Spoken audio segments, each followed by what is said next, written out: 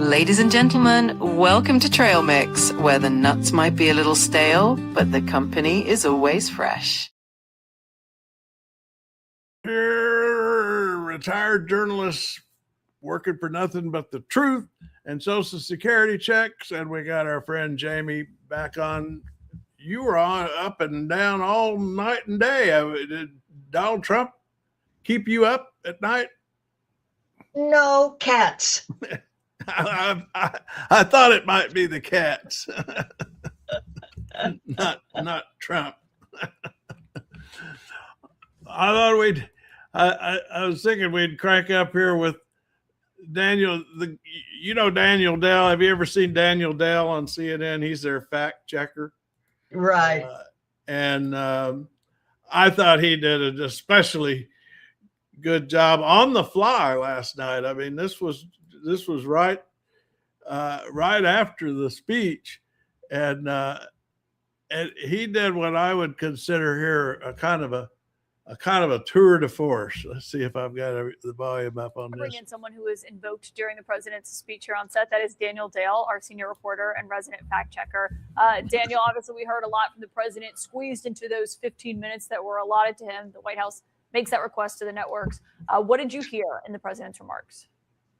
Caitlin, that was a fact check it, half asleep kind of presidential speech. So many of these claims have been debunked so many times. For example, the president said inflation is stopped. As Harry pointed out, it's not stopped. It's 3%. In fact, September, that 3% rate was the 5th consecutive month inflation had increased. The president also said that he inherited the worst inflation. He said some might say in the history of the country. Again, he inherited 3% inflation in January. Even the 9.1% peak of the Biden era in June 2022 was about a 40-year high, not a 48-year high, nowhere close to the all-time high of more than 23%. He spoke of cutting prescription drug prices by 400 to 600%. Those figures are mathematically impossible. If you cut it by more than 100%, people would get paid to get their medications, which of course is not happening. He said the price of eggs has fallen, which is true, but then he said everything else is falling rapidly. Everything else is not falling rapidly. In fact, even on groceries in particular, far more products have increased in price this term than have decreased.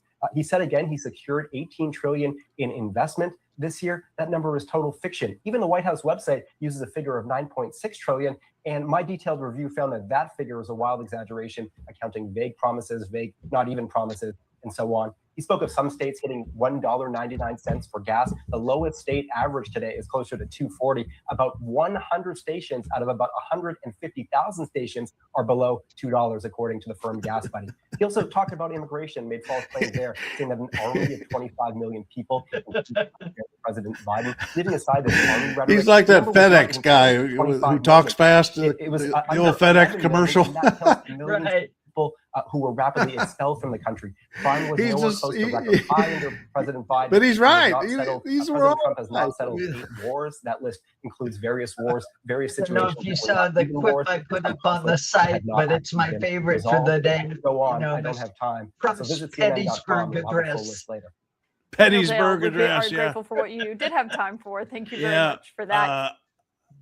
And of course, Newsom put up his post that consisted only of me.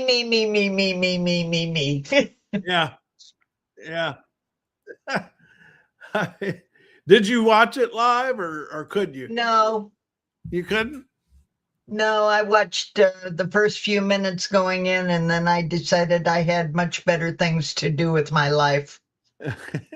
Well, I noticed Pogo said on Trail Mix this morning that he wasn't going to watch it, but he was cutting vegetables for dinner. And I want to ask him, how was he?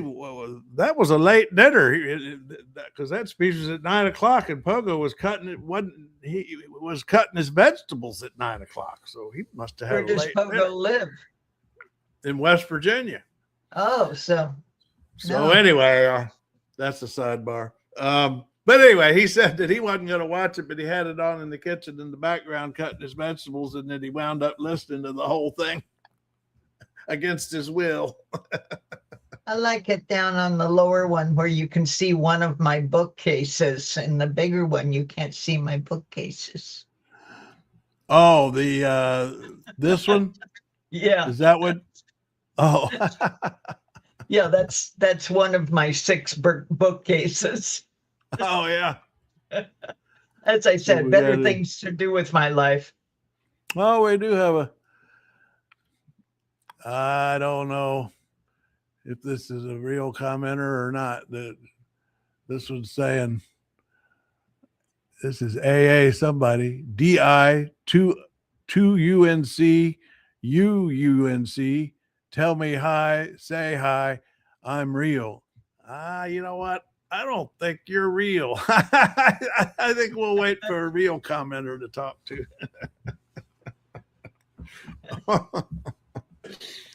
Yeah, you have to say something to comment about before you can. Yeah, this thing is weird. It puts each comment up twice, and I haven't figured that out yet why it does that. But anyway, well, no, it didn't do that. It's just that this person wrote so many. Okay, Yeah, it's kind of a trick of age that I sleep in 2-hour snatches, which is why I'm frequently up and down. But I've also been playing with my new blog design. So I spend about 4 hours with my that's the AI time instructor with WordPress. I know all about that. I can't tell you how many dozens and dozens of hours I've spent on WordPress in the last couple of weeks or months. I mean, it's a time hog. My AI assistant it's a blessing and a curse. Is I try to do a lot of things on the website that I would never attempt on my own because I don't know how. Things about how we display videos and comments and various things and media and uploading images. But then I get into the AI assistant about it, and it's just kind of endless, all the things, because if you do one thing, it breaks another thing, and then you got to go back and fix that, and so it ends up being nearly as time consuming using AI. But without AI, I wouldn't be able to do any of it at all. So, and my problem is I'll be doing something and I'll click on something and I'll lose the AI. mm-hmm. And I have to go back and re-instruct the new AI. Well, now on your left sidebar on both my Gemini and my Chat GPT, you can go back and click your recent chat so that you don't have to restart the whole chat. Somebody could have told me that before. Yeah. Well, you know what? I had to discover that on my own. They don't make it real clear, but if you enlarge the sidebar on the left side, which is usually by default, I think, hidden, if you open that sidebar, you'll see recent chats. So, and what's nice is if you want to pick up the conversation on a chat that you had 2 or 3 chats ago, you can go down that list and just click that one, or you can click the most recent one. And yeah, I did have to discover that on my own. I didn't. And the other thing is, I speak English. They speak computer. Yeah, well, you can tell them to be tell more me to go look for conversational. something, and I'll go, where? Yeah. Yeah. Where is the thing you want me to click on? Exactly. Yeah. I'm constantly telling them, make that speak human. Tell me that in human. And they respond. They know what you're talking about. Yeah. Another thing that's very useful is they can read screenshots. So if you're involved in like on WordPress and they're telling you do this and do that, and you're getting confused about, you can do a screenshot of the page on WordPress that you're on and upload it to AI. It will read that and then tell you exactly where to go on that page. I have got to write down what the system is for taking a screenshot. Yeah, and you can ask AI to tell you that. I learned how to do screenshots from AI. I mean, you just tell it what computer you're using, what operating system and everything else, and then it will tell you how to make. Like on my Windows, let's see, it's when the Windows buttons Shift S, yeah, and then it makes then you can make a screen. But anyway, it's different on every computer. But Well, that's I'm using Windows 11, so that would probably it's but that then that's what it would be. You hold Windows. the Windows button down, the Shift button down, and you hit S for screenshot. Why you have to Got do it. 3 buttons? I don't know why you have to do 3 buttons, but that's Microsoft's doing. Anyway, so I don't know if you can stand it, but I have boiled him down to 1:40, just a minute, under 2 minutes of the highlights from this speech, if you can handle it. Oh, I can handle it. He doesn't scare me. I just think he's an ignorant ass. Yeah. And it was on full display last night. I mean, my takeaway was, because I've seen this before, he often gets confused and doesn't remember that when he's talking to a general audience, which this broadcast, all the major networks were carrying this, he forgets that this is not a MAGA rally, and these aren't the people. The kind of stuff he says at MAGA rallies, it scares normal people. But anyway, here's a reel that a minute 40 and of what was a 18-minute overall. Right. We were absolutely dead. Our country was ready to fail, totally failed. Now we're the hottest country anywhere in the world. We are live with Heather Cox Richardson talking about the Trump attempt to, in effect, redefine America's identity. So, Heather, let me start by asking you this. Donald Trump and his administration have gotten increasingly blunt in describing a vision of America in which the real Americans are a limited number of people. White Christians, whites, there's contempt for immigrants from certain parts of the world, which struck me as in direct conflict with what I was always brought up to believe, which is the message on the Statue of Liberty, give me your tired, your poor, and the notion that America was founded on an idea, not on blood and soil conception of who real Americans are. Going back in history, am I right to think that was the original way in which Americans thought of their land, and how durable has that foundation been over the years? So I think the way to look at it is less to think about how it has changed through American history, because there are a lot of permutations from the framers of the Constitution, who in fact arranged a government in such a way that most people who lived in the colonies or the states at that point couldn't participate in the government, through the KKK, through going forward. It is worth thinking about two ways to look at human society. One is in which some people are better than others and have the right to rule. And the other is the idea that we are all created equal and have the right to be treated equally before the law, to have a right to have a say in our government, and a right to have equal access to resources, including things like healthcare and education. Both of those strands have run through American history. So if you're looking at the strand that Donald Trump is trying to put into place now, and I would say in addition to Trump, people like Stephen Miller, his White House Deputy Chief of Staff, Russell Vought, the Director of the Office of Management and Budget, who was a key author of Project 2025.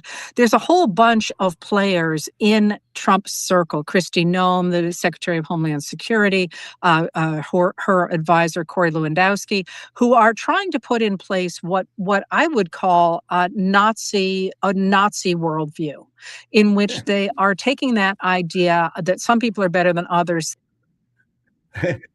That was another clip, but I wanted to get to the part where she says Nazi worldview. I like that part. Yeah. And you remember the posts sometimes out there called room raiders?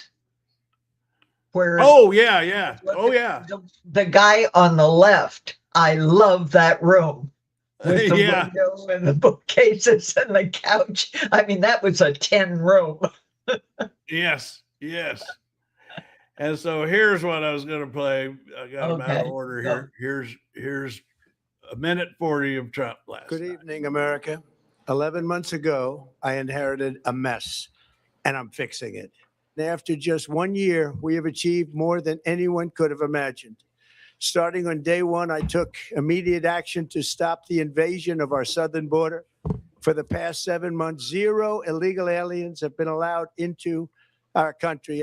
Do you remember when Joe Biden said that he needed Congress to pass legislation to help close the border? As it turned out, we didn't need legislation. We just needed a new president. I've restored American strength, settled 8 wars in 10 months, destroyed the Iran nuclear threat, and ended the war in Gaza, bringing for the first time in 3,000 years peace to the Middle East. Here at home, we're bringing our economy back from the brink of ruin. The last administration and their allies in Congress looted our treasury for trillions of dollars, driving up prices and everything at levels never seen before. I am bringing those high prices down and bringing them down very fast. This historic trend will continue. Already, I've secured a record-breaking $18 trillion of investment into the United States, which means jobs, wage increases, growth, factory openings, and far greater national security. Much of this success has been accomplished by tariffs. My favorite word, tariffs. We're doing what nobody thought was even possible, not even remotely possible. There's never, frankly, been anything like it. 1 year ago, our country was dead. We were absolutely dead. Our country was ready to fail. Hey, Jack, totally failed. just in time to hear the hottest the last 30 country seconds of anywhere Trump. in the world. We'll spare you. Right. The last with Lawrence O'Donnell starts right now. So, Craig, Hey, did Lawrence. you watch the whole thing last night? We have. Oh yeah. I watch them all. I watch all the rallies during the campaign. I watch it all. You're a tougher man than I am. Well, you see, but my deal about that is what I wish.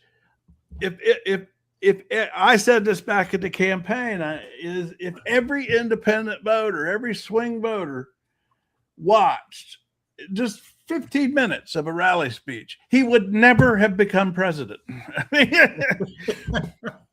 I swear, I believe that. I mean, because people ignore him, he succeeds. I mean, that's what bugs me. Well, I think basically, and you've done this, is when you're out there following somebody around, you get to where you hear it so much that you don't pay attention to it. Yeah. You know, whether the stump speech or whatever, however they do things, it becomes kind of normal for you. And I think that's been the problem with Trump in the election, is the more he gets out there and real people see him and they go, well, that's weird. Yeah. It's like George W. said after his first inaugural speech. He told Hillary, that was some weird shit.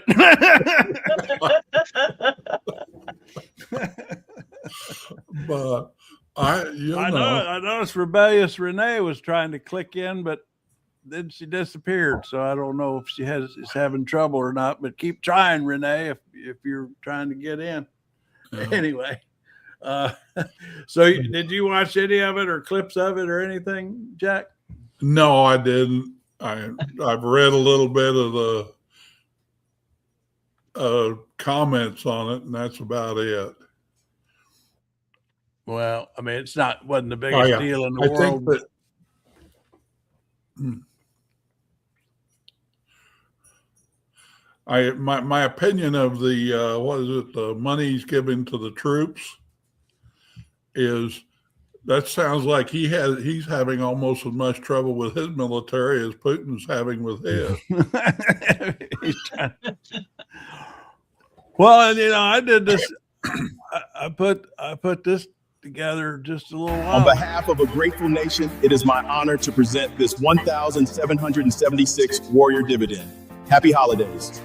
President Trump is promising 1.4 million soldiers a $1,776 warrior dividend. That's patriotism, right? But it's a total shell game. Despite the talk about tariffs, this isn't new money. It's a payday loan from the troops' own future. Get the whole story right now on trailmix.cc. Yeah, it's an advance on pay or something, isn't it? Yeah. Is that where they're getting it? Or yeah. A housing vouchers I was reading. Yeah, I've got I had old where is he up here? Let's see. I had our pal. I gotta find it. Yeah, because I know it can't be new money if the checks are in the mail. Yeah, here I had our Gemini pal do this, and I didn't know about this till I found out from AI this morning. Because I asked the simple question: where's this money for these soldiers coming from?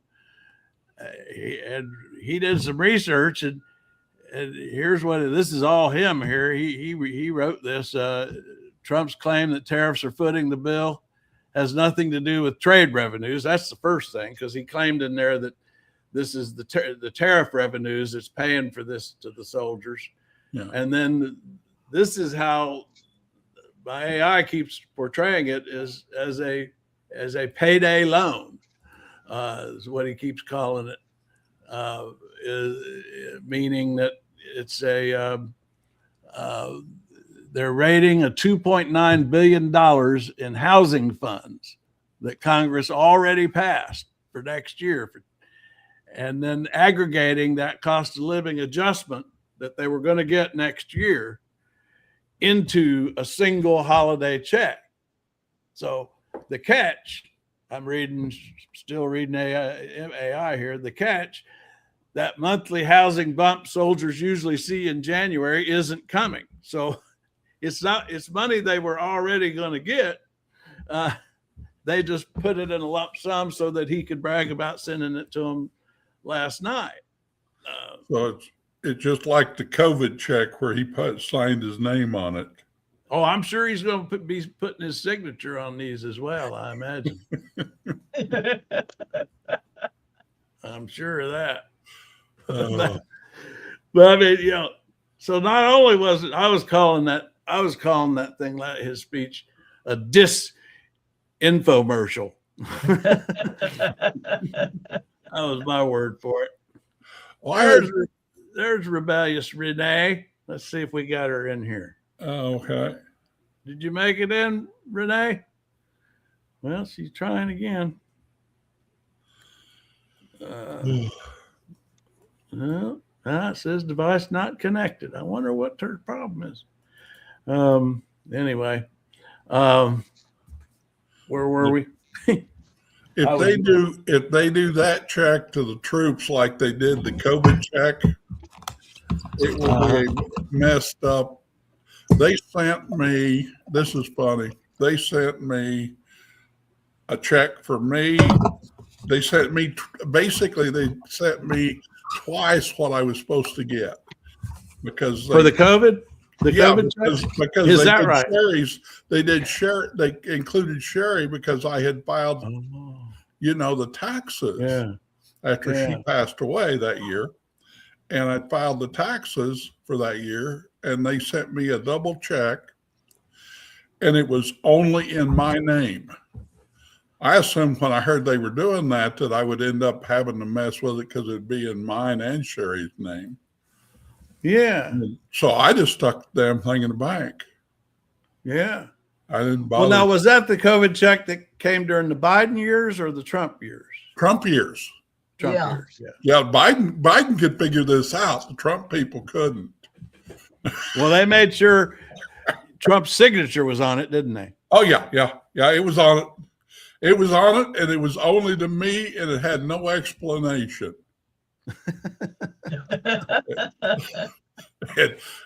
And so I'd say, well, I'm just a dumb old man. I don't know anything about anything, and I stuck it in the bank.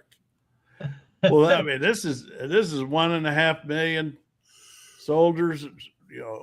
Some of them all across the globe. I mean, and the other thing that's a lie he said last night is some of the checks are on the way right now. That's not true at all. That's not true.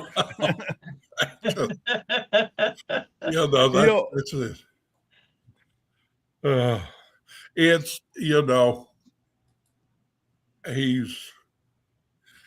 what he's doing is he's hoping that Congress will be embarrassed and go ahead and pass the other thing anyway. And so he's shuffling money around until that happens, because there's going to be, when some of these younger soldiers, which basically they depend on that housing voucher. Yeah.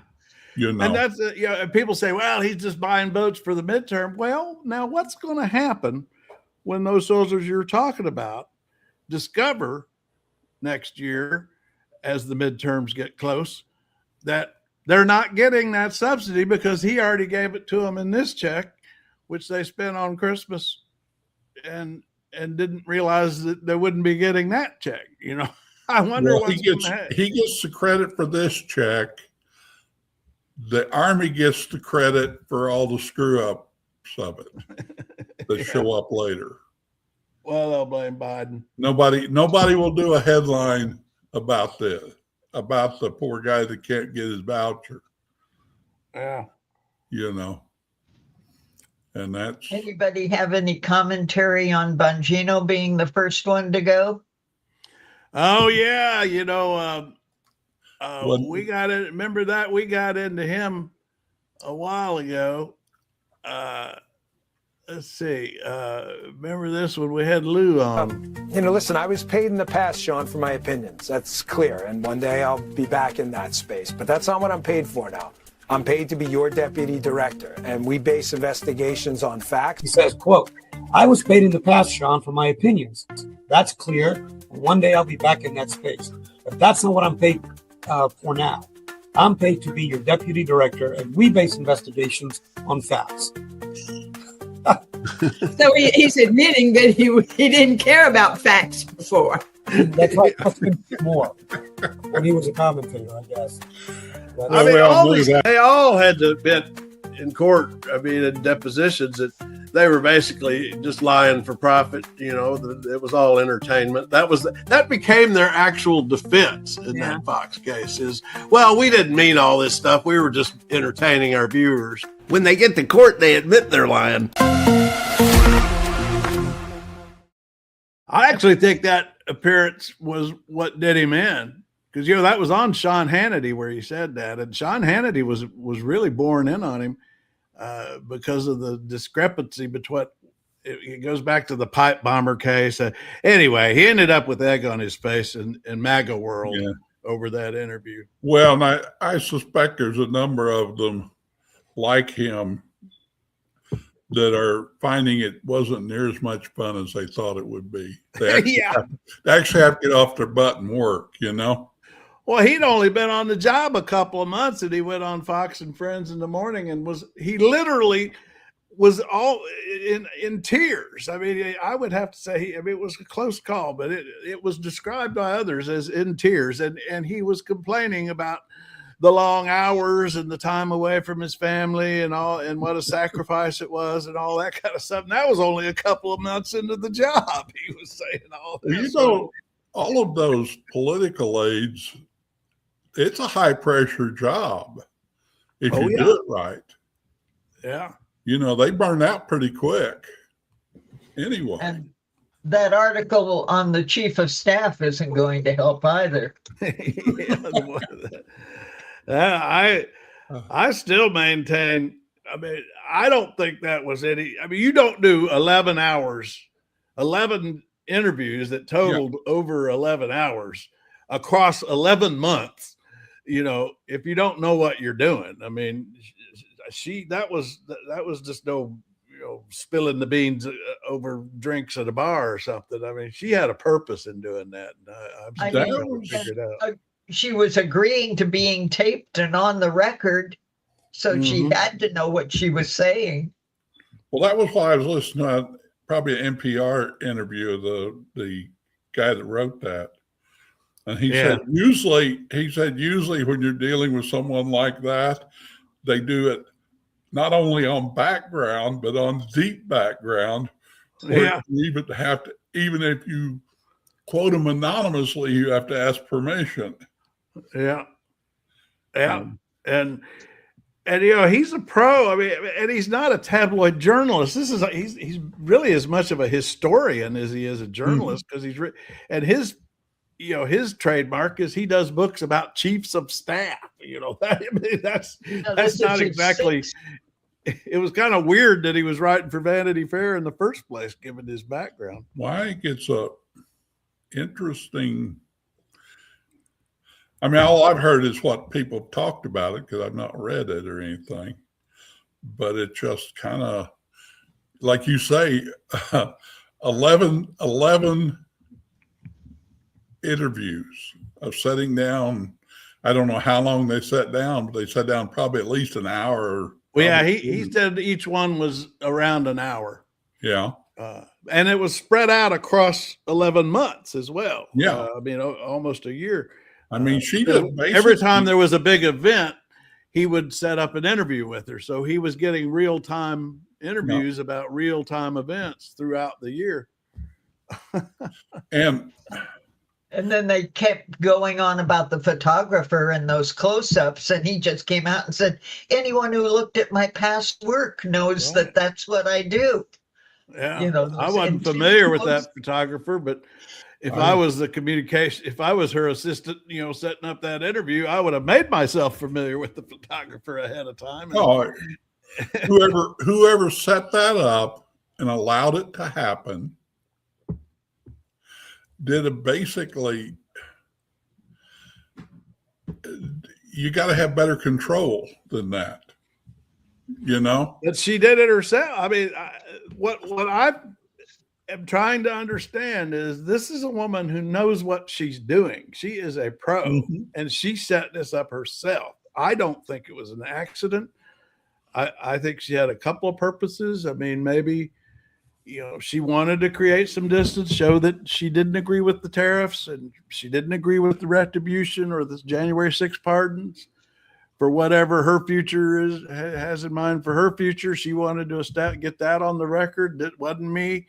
It was all him. And the other thing that I noticed that was throughout is, now she's from Florida, you know, and she's very close to Rubio. And she got a lot of shots in there at JD Vance. And one thing that's going on that the rest of the world's not really watching is there's already a campaign going on for the Republican nomination. And two of the main player rivals are Rubio and Vance.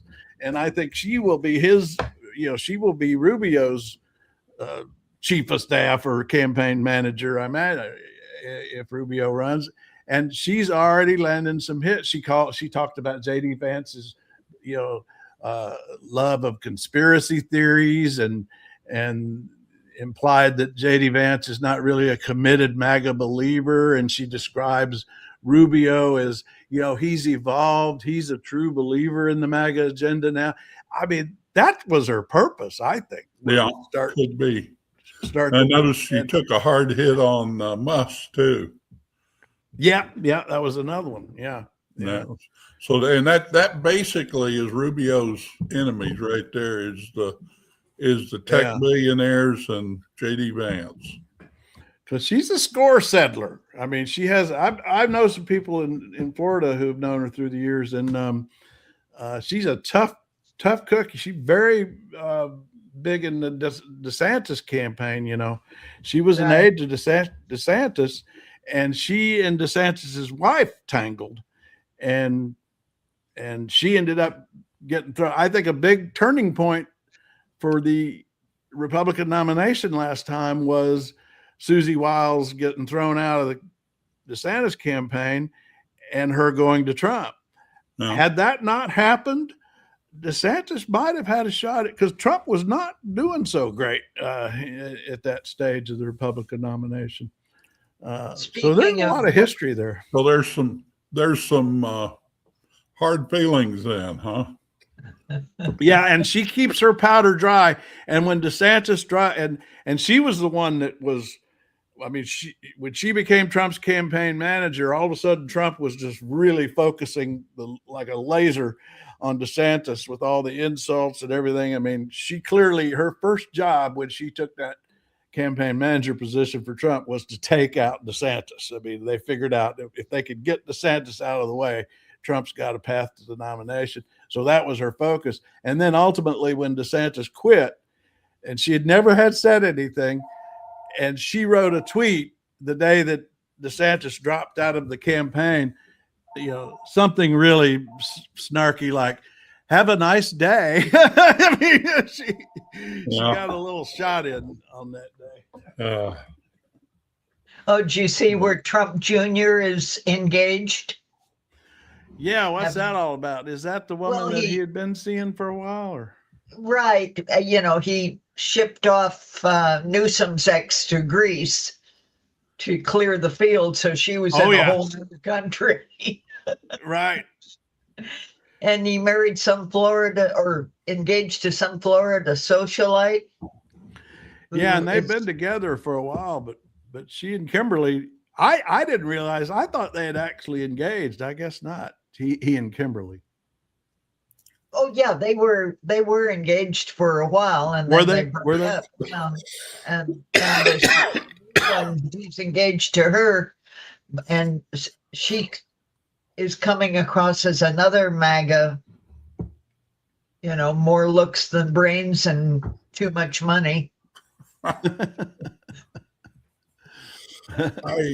Well. No. So did Trump help himself or hurt himself last night?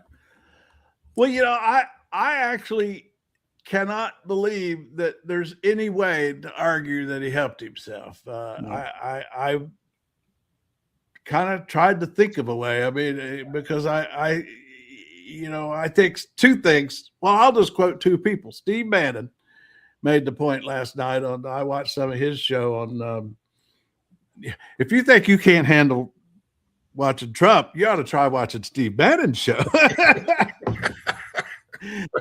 I also do. I say you're a tougher guy than I am. And I'm always interested at times like this, how he was not complimentary of it. And his point was very well put, very well taken, that he said, look, this was carried by the major networks. This was not a speech that went just to his base, and he gave a base speech that would appeal to MAGA believers, and it was not an appropriate speech for a general audience. The way I would put it is that when he does his manic MAGA routine, it scares normal people. Well, and then the other was Karl Rove wrote in the Wall Street Journal editorial this morning that when it is a terrible mistake, just like Biden did this too, is you cannot tell people they're not feeling what they're feeling on the economy. You just can't tell them that when they're feeling the pinch and you're telling them everything's great, then they just get mad. Well, I think what I'm seeing with my nieces and nephews is basically this: they're struggling to buy big ticket items. The washer and dryer went from, you could get a pair for around $800 to now it's over $1,200 or $1,500. That's a good one to look at. Yeah. And the same thing with my niece with the car. She went looking for a used car, and there was no, that poor people get the old junk beaters, and they're just not out there at a reasonable price. And she ended up, fortunately, had good enough credit that she could buy a new one. But she was very surprised she could buy a new one cheaper than she could buy the used one that she was looking at. So, I mean, there's just a lot of different things going on like that just, I mean, Yeah, gas. I don't know who came up with that word affordability. I've got some issues with it, but it's certainly better than inflation. But we've got a new player in the house, Howard Mortman. I gotta introduce. This is who Jamie and Jack. This is who we call Extreme Mortman. Hi, Jamie. Hi, Jack. How are you guys today? How's everybody doing today, Jamie and Jack? Hi, Howard is the. What is your official title at C-SPAN? Oh, it's like it's from Charles Dickens. It's called Great Expectations. That's my title. Well, Jack and is it Jane and Jack or Jack and I'm sorry. What are your names again? Jack and Jamie. Oh, Jack and Jamie. Okay, or can I call you Jamie, Jamie. and Jack? Can I go that way? Well, Jamie and Jack. My official title, and Craig is Communications Director at C-SPAN in Washington D.C. I love C-SPAN. Thank you. Why? Can I ask you? You've been there a long time. Yeah, but thank you, Jamie, for saying you like C-SPAN. I'll ask you why in a second. But yeah, Craig is right. I've been here a long time. I've been here about 15 years. Thank you. But it feels more like 15 and a half years in C-SPAN stuff. And Craig, thank you for the branding on there. Thank you.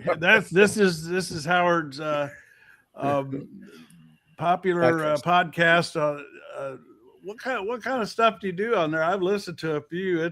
It's great history. Well, thank you. Well, Jamie and Jack, here's my story. All credit to Craig Crawford for creating and embracing. And by the way, Jamie, can I ask you? You say you love C-SPAN. Before I go any further, because I end up talking too much. Can I ask why or what do you watch on C-SPAN? The main thing I watch are the various history and background and commentary. I cannot take the call-in programs. Now, see, that's the part I like the most. I love the callers.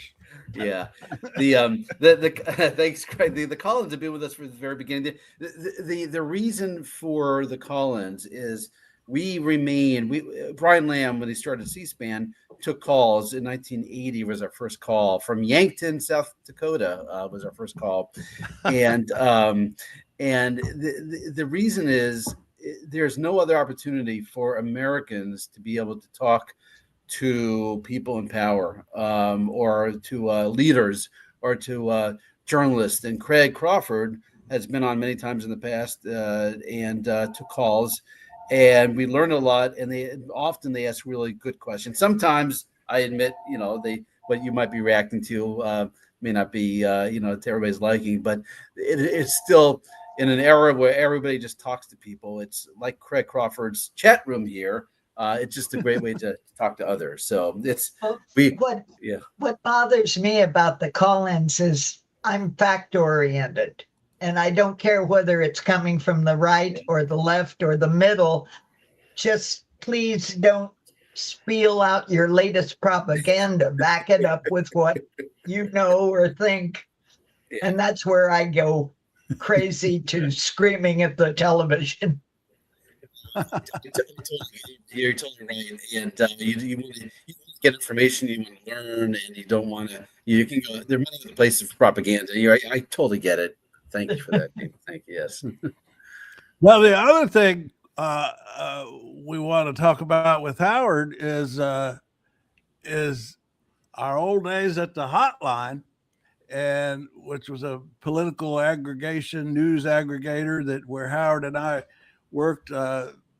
I don't know when it was, the 90s, the 70s. But Grenada. I think we invaded Grenada together. It was a long time ago. It was with Grenada. It was a weekend I'll never forget. But here's Howard in the Bush Gore election, questioning Bush's choice of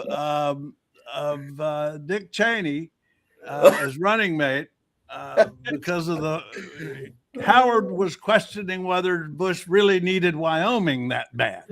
So here we go with Howard. Pennsylvania is a swing state, but Wyoming is not. Wyoming is not, Howard. That's a great opportunity. So are you saying Bush should have picked the governor of Pennsylvania, Tom Ridge? Huh? Well, it seems from Chuck's chart that Wyoming's in the bag and Pennsylvania is not, and so it might be time to second guess the vice presidential picks. There are a lot of other ways to be able to tell where these guys are targeting too, not just where they're in the polls and how close races are on electoral votes.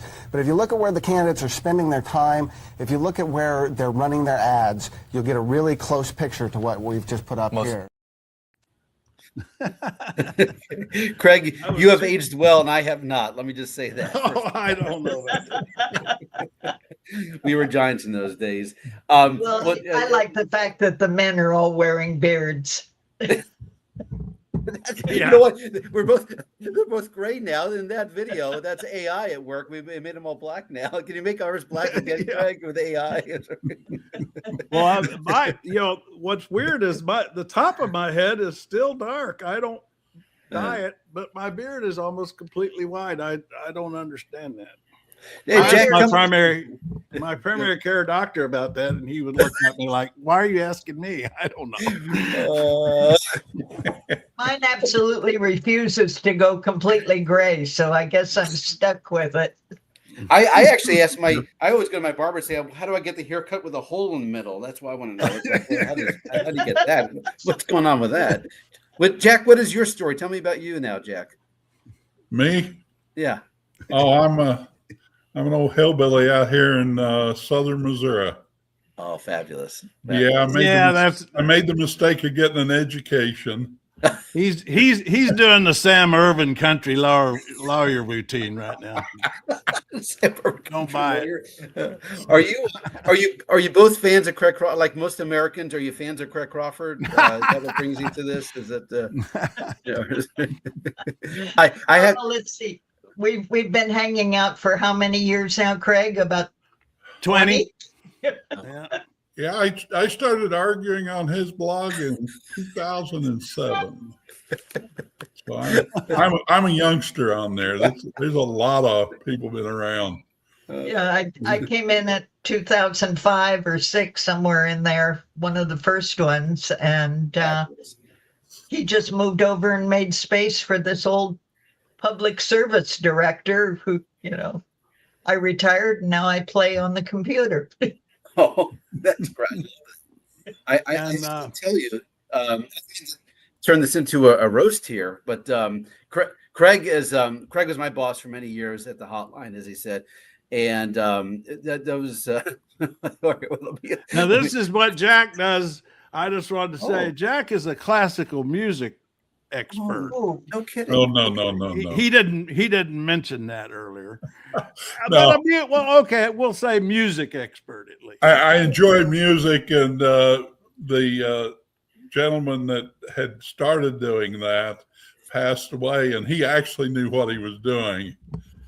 But I was willing to take it up, and I've taught myself a little bit about it. Well, Howard, this is a weekly feature that we've had that the gentleman, like Jack said, who did it for years, died, and then Jack picked it up.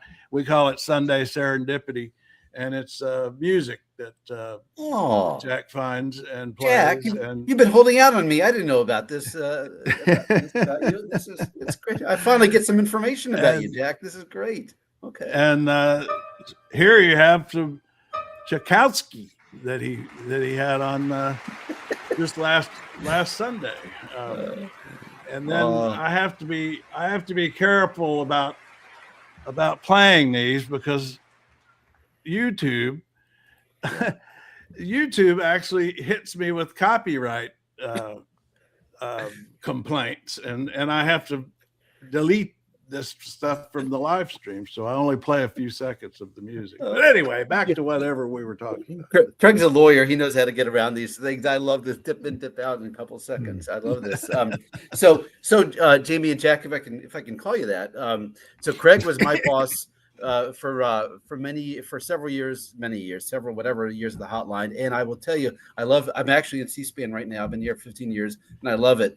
I love the mission. But in terms of the absolute greatest moments of personal growth professional growth development, was working for Craig Crawford, and he was so supportive, and he was fun, brilliant, a great writer, but he took great pleasure in seeing other people bloom and develop, and supported everybody in a way that just it doesn't happen in Washington. Everybody, it's like we're like the worst of Hollywood in a way, just except it's politics where everybody's out for themselves. Craig does not have a bone of that in his body of being out for himself. He just takes care of others. So you've hitched your wagon to a great leader when you were with Craig Crawford here. So I will say that. Well, and Howard was one of the funniest people. His wit is I think we came up with the name Extreme Mortman at the hotline, didn't we? So the plug is Craig gave me one of the first online columns ever to write when it was at the Hotline National Journal in late 90s, 2000s, and Extreme Mortman. And I loved doing it, and Craig encouraged me, supported it. And when I left the hotline, the name ended. It became a blog when I worked for another company called New Media Strategies. There's the story goes in two different directions: the resurrection of the name as a podcast, but also in the C-SPAN story, the rare step of associating someone's name with a C-SPAN program. And this is the new direction. This is actually a very bold move for us to actually acknowledge a personality, to actually acknowledge something associated with a person. So it's my podcast. What was the column under Craig? It's now the podcast here at C-SPAN, and it's a lot of fun. Just like I had a lot of fun with Craig at the hotline. So I continue to owe so much of my personal enjoyment to amphetamines and to Craig Crawford. You should come on Craig's blog and join us, even if you have to use a phony name. But maybe he does. We don't know. I was going to say Craig's about the only one that uses his real name on that blog. Well, if you see the name Shecky, how about that? Then that'll be me. Am I old enough to remember Shecky Green? Oh, Jamie, God bless you. As Joe Biden would have said, God love you for remembering Shecky Green. Shecky Green was one of the greats, still one of the greats. And my problem is my material is so old. I'm still telling old St. Kefauver jokes. So that's how old my material is. So. Well, one time Howard was run. You almost won the comedy store. No, not comedy store. What was it downtown? So here's but Joe Lieberman beat you out. Yeah. So here's Jamie and Jack. Since you brought this up, I'll tell you guys the story here. The 1998, 1999, I was with the hotline working for Craig, and the funniest celebrity of Washington contest used to be held annually.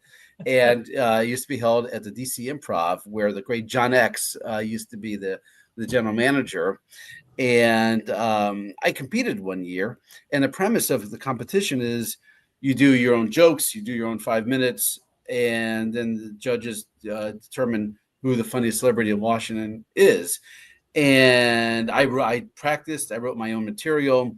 And I got up there, and I had one fatal flaw. I was fortunate to have Craig and others in the audience cheering me on. My biggest problem, though, I am not a U.S. senator, and I don't have a cheering section of staff who are reliant on me, and I don't have Norm Ornstein writing jokes for me. And so so if there's anything worse than losing to Joe Lieberman is losing to Joe Lieberman using Norm Ornstein jokes. But I did lose. Yeah, but I'm not bitter. It's not like I remember any of this. No, it's all. So no, this is it's tough to remember out of those details now. But yeah. So, but Craig was there. Craig was very kind to sit and got nachos and I think around the drinks for everybody at the table. Boy, you have a great memory. Oh, you're right. They had great nachos. Yeah, they were great nachos. Nachos were fabulous. So yeah. So thank you for remembering. Yeah. We were giants in those days. Yeah, you got a good story out of it. That's the main thing. Yeah. Well, speaking of nachos, Howard was the one that also innovated a great innovation at hotline is we loved going to the parties. We were kids then. I mean, so it was a big deal to get invited to the big parties. And the hotline was a pretty big deal in media circles at that time. Everybody wanted to get quoted in it, all the reporters and everything. So we got invited to a lot of parties, and of course we weren't making a lot of money. So the lavish food setups at these parties was a very big deal to us. Yeah. And so we started doing food reviews of these, and Howard wrote the best ones. And what happened was everybody saw these food reviews, and their parties would get all this coverage because we liked their food or reviewed their food. So then we got invited to even more parties. and two things. The key is actually to write great things. Nobody's going to invite you if you're going to trash it. So you just have to praise them. But Craig Crawford, our host today, innovated two elements of this. One, the style, which still lives on among the older people in DC, of and it would be like the potatoes are gratin, or the past vegetables. Yeah. So that was Craig's innovation, beginning every review. Make it kind of an opera sound. and the carrots. The carrots. Yeah, it's like basic stuff, like the chiclets, the bouillon, it's like this like basic stuff. And then, but the funniest thing, Craig, I'm going to let you tell this story. Jack and Jamie, you're so kind for letting us steal your time here to tell old Craig Crawford stories. But tell everybody, Craig, this is a classic Craig Crawford story, the bolding of cigarette. Oh. Tell us a story, Craig, about bolding cigarette. Because we always bolded food. That was part of our food reviews. And it went beyond their food. I laid down a rule at the hotline that anytime food was mentioned in the hotline and quoting an article, any food item had to be always put in bold. I didn't want people's names put in bold. Let me just pause you. That was the only thing. That was the only style guide, Craig. It wasn't like personnel. Like you could do whatever you want as a human being, as a person. You could write however you want. There was no style guide except for one rule Craig Crawford laid down. If you mention food, it has to get bold. Otherwise, you're out of there. You're fired. That was the only rule that he had. Okay, Craig, back to you with the story now. Yeah. And then what would happen? A lot of reporters in DC in town, they picked up on that. So they would deliberately look for ways to put the names of food items in their articles. I'm talking about like Washington Post, New York Times. I mean, there are all these articles in those days that kind of out of context suddenly mention a food item, only so that the hotline would put it in bold. That's inside jokes, huh? And let's get to the cigarette. Now get to the cigarettes. How did we end up bolding cigarette one time? Oh, well, the way I remember it is Lucienne Goldberg. Lucienne Goldberg. Lucienne Goldberg. That's right. Yeah, Lucienne Goldberg. Oh my God. Yeah. She said, I'll pick up the story. I think you got to do it. Lucienne Goldberg said to Craig Crawford at some event, "I'm so hungry, I could eat a cigarette." And so Craig quoted her and puts in bolded cigarette because the assumption now it's a food. So once Lucienne Goldberg admitted eating cigarettes, we had to bold cigarettes from then on. That's the second thing in the Craig Crawford style guide. Yeah. Back to the Clinton scandal with Lucienne Goldberg. That's a real name from the past. But that scandal was when we were at our peak. Yeah. At the hotline. I mean, what we did is we aggregated news coverage. I mean, we did that before it was cool, you know what I mean? And that was our whole mission, is we would quote articles, and it was a quick read by noon every day of everything in politics that was going on, and that story, the Clinton scandal from start to finish, was right in the middle of our peak distribution, and it was huge. I mean, it was so huge. Well, when I was working for the U.S. Chamber, speaking of food, one of the nicest parts of it was that the staff became backup for any parties or big parties where food was served. And it was one of the benefits of being employed there, is you got to get dressed up and eat for free. That's great. I love that. That's right. like at the Academy Awards when people are in the audience, like fillers, like seat fillers. Right. Your food fillers. Oh yeah. Wonderful.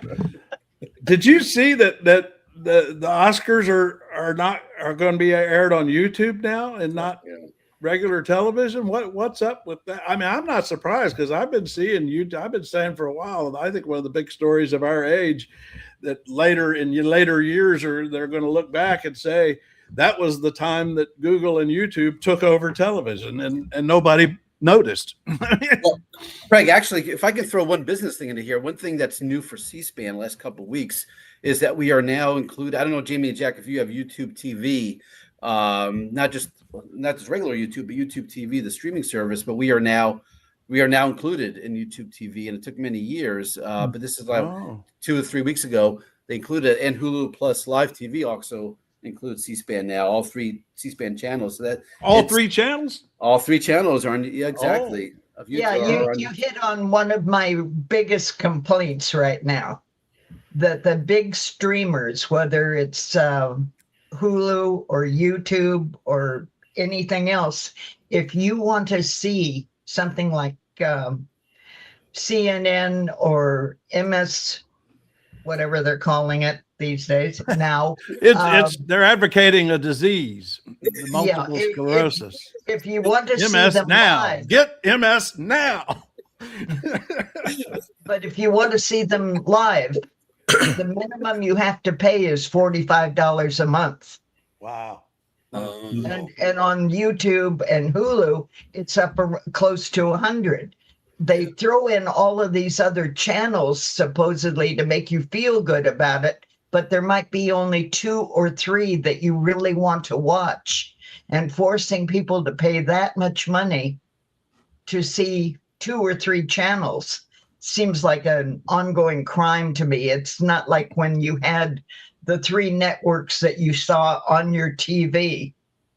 Now streaming is becoming much more expensive. Jamie, you know, it's so funny, Jamie, you say this in all seriousness, because what you just said has been the knock on cable TV for decades. Like, I just want to see 1 or 2 or 3, but you're throwing all these sports packages at me.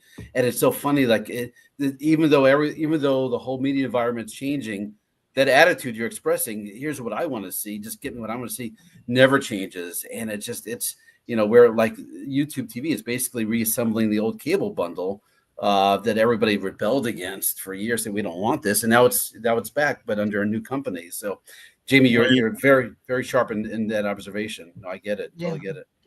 But it's if I could, what I do is I actually go on Amazon and subscribe individually to the channels I want to see, but very few of them are live, and that's the way I keep the costs down. Yeah.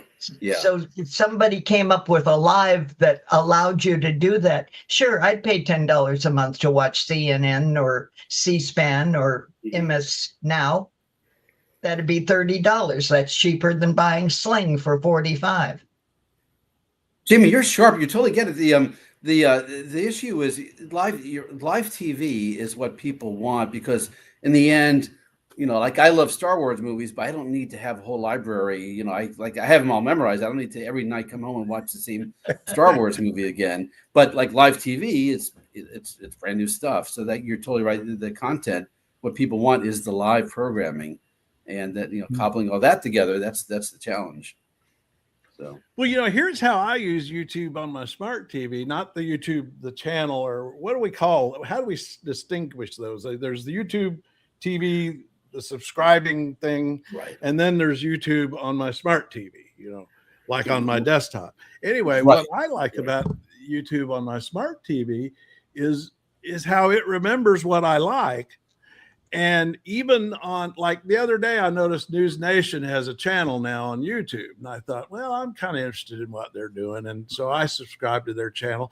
Immediately, YouTube created a For You selection. Wow. And what they did is they went through the clips that are on News Nation in their archive on their channel, and they picked out all the subjects that I've been watching on other YouTube channels, and like lately, I've been watching a lot of European stuff on Russia and Ukraine and everything. So it picked out all the clips on News Nation in the last couple of weeks about Ukraine and Russia and Europe. And I was just blown away by that. It's like, I mean, it's to me, that's just a total redefinition of how you watch TV. Yeah. All right, Craig, I have to be rude. I got to move along. I have to, I apologize. Well, yeah, you're a working man, aren't you? I'm a working man now. This is great. Jack and Jamie, you got my sympathy. Oh, I know. I wish and when are you gonna retire? Because boy, do I ever recommend it.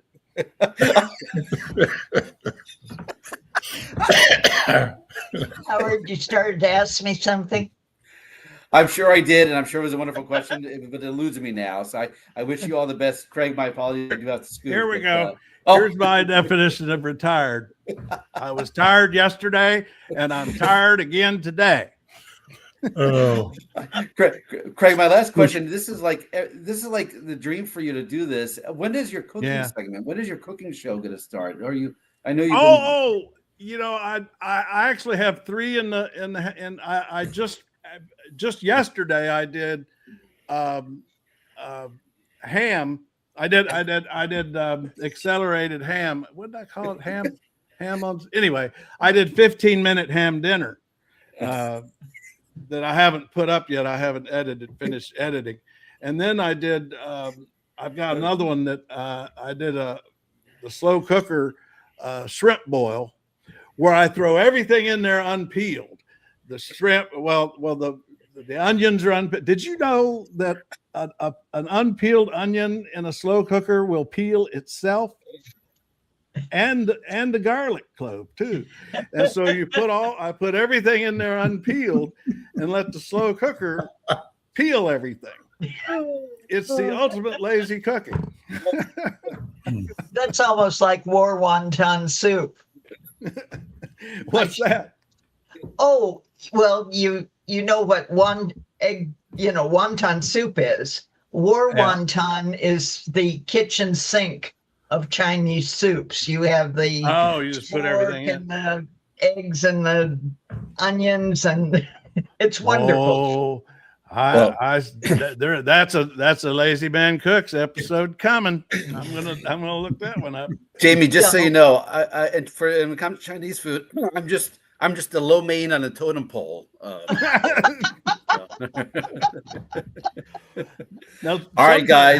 Howard's the king of puns. Sometimes I want to get you on, Howard, and we're going to have you do a smackdown with my AI on puns. I want to pit the human punster against the AI punster and see who wins. Oh, good.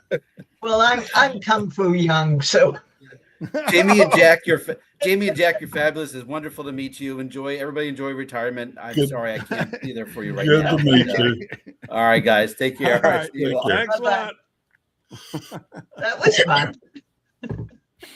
Yeah, he's a lot of fun. I noticed we can't get Renee's having trouble getting on, but I noticed she just posted on Trail Mix this meme, so I thought I'd at least put that up. If you're a Republican or MAGA, what an embarrassing night. Looked like an elderly man on his way to bed who wandered into a podium and decided to play dictator for 5 minutes. No wonder so many Republicans are resigning. This party is a total embarrassment. Renee, that is good. Well, I'm going to bail out now and go look up Howard's blog. Extreme Mortman, Extreme Mortman. I think it's great history stuff. He goes back and the C-SPAN archives are an absolute treasure. I know. And Howard has been a great advocate of that and was responsible, along with Brian Lamb, who tasked Howard to do this, is to really build up the C-SPAN archive system so that you could go in there, you could word search, you can find clips of politicians that on C-SPAN 30, 40 years ago, and you can edit them and clip them, and it's incredible. And that's what his podcast really focuses on, is showing examples of that. Okay, well, Farewell, gentlemen. It was really a whole lot of fun, and I got things to do. Yeah. I got to make some lunch myself. And bye, Jack. How about you, Jack? What do you got going on today? I don't know. Got to sit here and think about it. I had my late breakfast just before we sat down, so I'm good for food for a while. Oh, well, I think it's raining outside, so I can't do any yard work. Yeah, I think I'm going to have some lunch and go see if we've given away Europe yet, because we seem to be working on that. It just gets to where I even hate to go look at the news some days. Yeah. And that I haven't really dug into it, but apparently, Putin gave a speech that's just really threw down the gauntlet on called Europe little pigs or something like that. Somebody posted or Jamie may have done it or something, and it was kind of like, well, you did the video clip of Ann Applebaum. Yeah. Man. I really pay attention to her, and she's just been tough from day one about this. I mean, and I went and looked up Institute for the Study of War. I saw see what they had to say about it, and that was they kind of agreed with her that basically Putin is he's captured 2 or 3 little towns.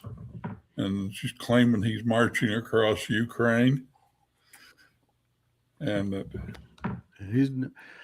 I just think it's almost sad how we're not paying attention to him. There's that, and just it all. If they ever end this war, that area they're fighting over is going to take years to restore to where it's productive land. And that's something to watch out for, because some of these discussions in the negotiations is who gets to in that game on rebuilding Ukraine, who's going to get those contracts and so on. And that's going to be a one to watch, because I think they're going to be a lot. I think that's one of the things Jared Kushner is going to get involved in, that Witkoff guy. I mean, they're going to be looking at getting some of that money that goes to rebuilding Ukraine. I mean, not stealing it, but getting the contracts to do the rebuilding. And so how those contracts get awarded is going to be something to watch. It's of course you've got the Europeans there that are they basically got close ties, so that it's going to be a little difficult for Kushner.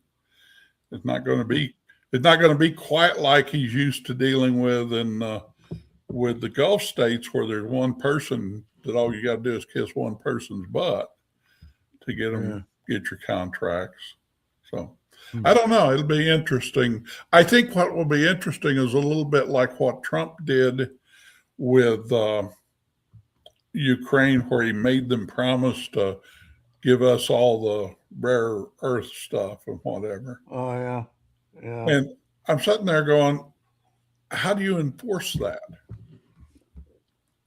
Yeah. Because Ukraine basically is a sovereign nation. If they ever get their borders secured, they can say, well, and Trump's gone. They just basically say, well, that wasn't a good contract. We're voiding it. Well, it's like, I mean, the only way this ends is for Putin to lose. I mean, and I know that's not an easy thing to accomplish, but that's the only way it ends. I was reading something about Putin's having a little trouble with his military right now, that they're starting to go, maybe we need to rethink this. I don't remember exactly. It's a couple of days ago. It's just kind of a article in one of the major papers, but I don't know. It's one of those things, and it's, you know what, it's like I tell my nieces and nephews, I said, you know, it's your world now. I'm old, I'm retired, and there's not a lot they can do to me. But the thing is, us retired folk, we got more time to pay attention and help them. Yeah. Yeah, help them see true. what to do. So that's our job. I see that as my job. I'm going to pay attention because I got the time to pay attention. We get to be that crazy uncle, right? Right. Right here. Retired. I was tired yesterday and I'm tired again today. Okay, I'm gonna go make lunch. You know, that's the thing. I remember growing up about there'd be old people who retired and they just didn't like it. They didn't have anything to do. And so I was always wondering if that would be me. And it's like, once I quit. Yeah. I'm busier than ever. Yeah, I'm doing stuff. I just, it's just, and then my sister's the same way. She worked as a computer programmer for years, and then she retired early. And she said, no, would never go back. Yeah, I know. I got relatives, a couple that are a little older than me, still working, and they go, I just don't know what I'd do if I retired. And I'm like, find out. You'll surprise yourself. Well, there is, the thing is like with what we're doing here and so on, there are so many different things to entertain yourself. So that it's kind of like we were talking about cable and stuff. And, I have basically just get all my information offline. Mm-hmm. I'm starting to do the Substack stuff. I've subscribed to several of good ones of those I enjoy. And then there's some people I thought I would like that I've just never bothered paying for it. That is, take their free stuff and they don't give enough. They don't give enough. You got to, if you're going to give $10 out of me for a month's worth of stuff, you got to give me something. Yeah, that's right. Yeah. I mean, it's got to at least equal the Netflix content that I consume. That's my standard. I got Netflix for $9.99 a month. Are you going to top that? I don't even, when they changed, it doesn't play on my bigger TV, which is an older smart thing. And I just dropped them when they changed their thing. And what I've been doing is I've gone retro. I can go on eBay, and I can find me old CDs or old DVDs or really? Blu-ray. Yeah, for sometimes like $3 or $4 for a movie. So you have a DVD player then? Yeah, I went out and actually bought my first Blu-ray. Oh. So I don't know if I'm retro or just really slow adapter. Well, I discovered something about a year ago. I had all these home movies from my family that I made going back into the 60s, and I had upgraded them from Super 8 to this to that, and finally to VHS. And it's now you can get a little $150 machine that'll convert VHS to digital, And so and then I discovered I didn't have a VHS player anymore. And I thought, well, I'll go on Amazon and get one. They don't make them. They literally do not make them anymore. And I had to go on eBay to get a VHS player. And after I thought about it, I wasn't too surprised, and I researched, nobody, not Korea, not China, nobody makes VHS players. You cannot get them on Amazon at all. These used ones, Yeah. Well, it's all that old technology. Is like when I moved to finding the old floppy disks that I used to have. Oh my! Save some pictures on it. Yeah. And I'm going, well, lost those pictures.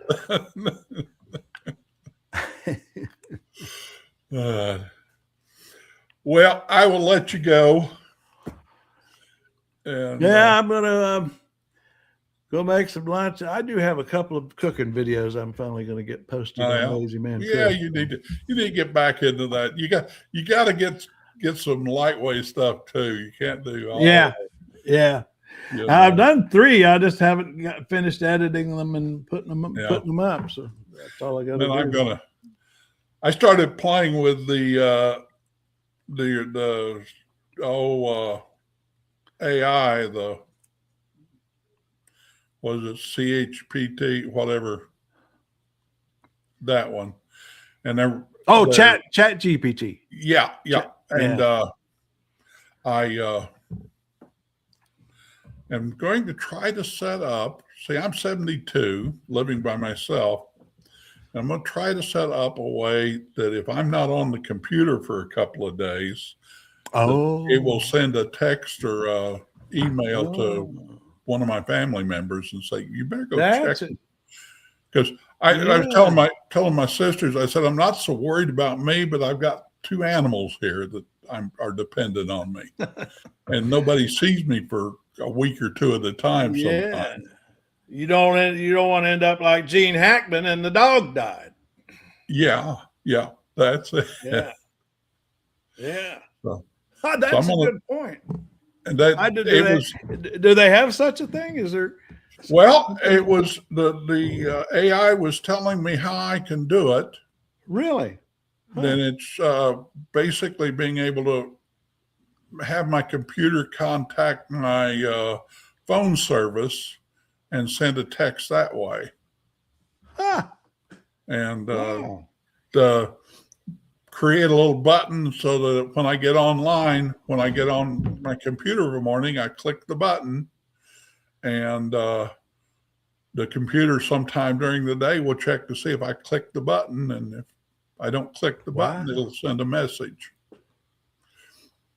So that's a great idea. That really is something. I think and that was what I was sitting there thinking when I did it. I said, well, can we do that? And of course, it gave me a couple of ideas where I could do a paid service and do it.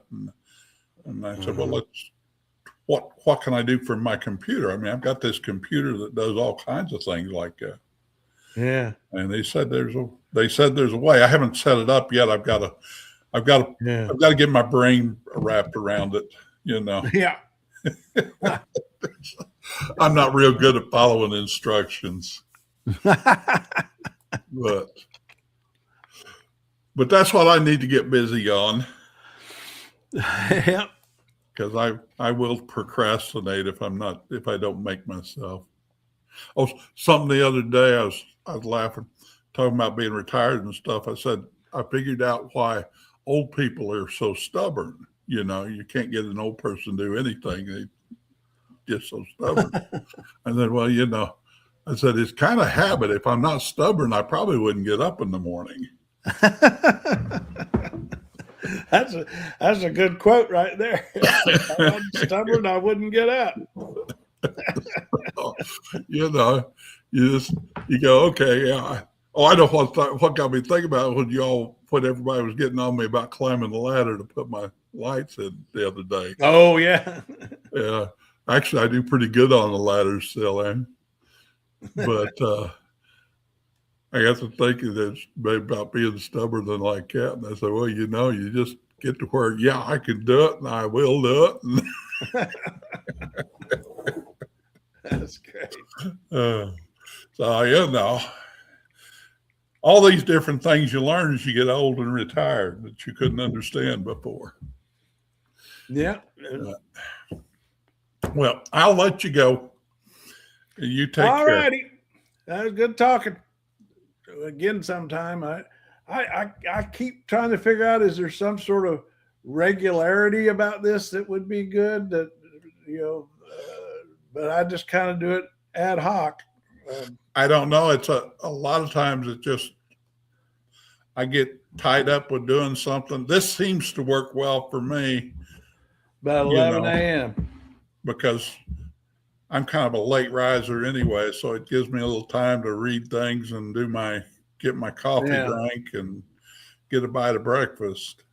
Yeah. And then see, because you started at 11, but it's 10 o'clock for me. Yeah. And I don't get up. I never get up before 8 o'clock. I'm not one of those. Well, we'll just keep playing with it. See, I'm sorry, Renee tried to get in a couple times, and I wonder what went wrong. I'll have to see if I can. I don't know. She keeps insisting on wanting to do that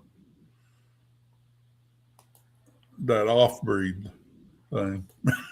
Oh, yeah. The Apple. Oh, is she an Apple user? Yeah, I bet she's an Apple user. I bet she's on everything. That Apple. I know she's trouble. On an iPhone. Apple's trouble. On this Yard Stream site. Although they said they had the Safari recently, they put out a notice. This StreamYard, which is what we're on, this platform for the chat. Yeah. They sent out a notice that Safari was finally you could finally use Safari on here. So I thought maybe that would mean the Apple people won't have so much trouble. Yeah, who knows? They may have done an upgrade and what Apple does to their own customers is they're the ones that prevent their own customers from using other sites like this StreamYard right here. Mm-hmm. And the trouble with theirs, they have one, but then nobody else can. They won't let anybody else use it. So only their users can use their site, and so then the Apple customers get mad because they think that that my site here is preventing them. No, it's their own Apple that's doing it. And that happens on all kinds of fronts. Where Apple limits what their customers can see, and the customers think it's the other person's. It's the other company. Yeah, and I don't know. It's a little bit like the streaming stuff. We just I know with Disney I had Disney for a while. Then nice cheap introductory offer, and then they raised it, and then they raised it again, and that happened to me. Well, we're at the 90-minute mark, which is when my and I've been saying AI generator. I've learned that 15, at 90 minutes, my AI generator can't handle cutting shorts from the videos. They get too long. Well, you take care. I'll get out of here. Bye. Okay, I'm Lady Mau Mau, Craig's built-in emergency brake. If this wasn't enough for you, sign up for the newsletter. It's free, it's thoughtful, and it occasionally makes sense.